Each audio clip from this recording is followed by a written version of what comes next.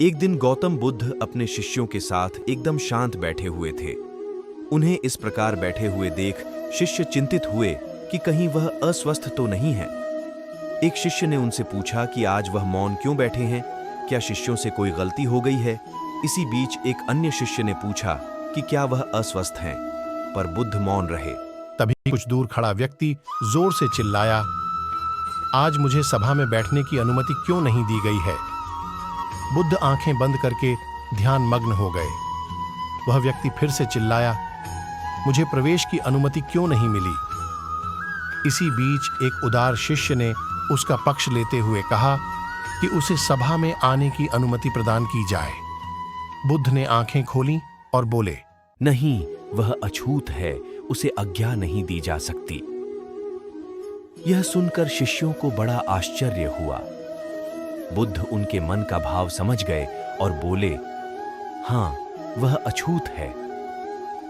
इस पर कई शिष्य बोले, हमारे आश्रम में जात पात का कोई भेद ही नहीं, फिर वह अछूत कैसे हो गया। तब बुद्ध ने समझाया, आज वह क्रोधित होकर आया है। क्रोध से जीवन की एकाग्रता भंग होती है।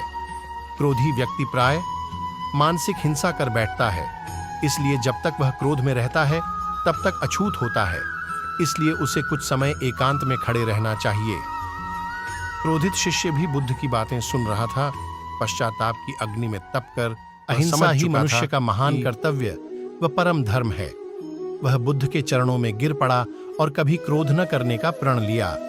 शिक्षा आशय यह है कि क्रोध के कारण व्यक्ति अनर्थ कर बैठता है और पश्चाताप उसे बाद में होता है, जिसका कोई लाभ नहीं मिलता। इसलिए हमें क्रोध नहीं करना चाहिए। असल मायने में क्रोधित व्यक्ति अछूत हो जाता है और उसे अकेला छोड़ देना चाहिए। क्रोध करने से तन, मन और धन तीनों की हानि होती है। क्रोध से ज्यादा हानिकारक कोई और वस्तु नहीं है।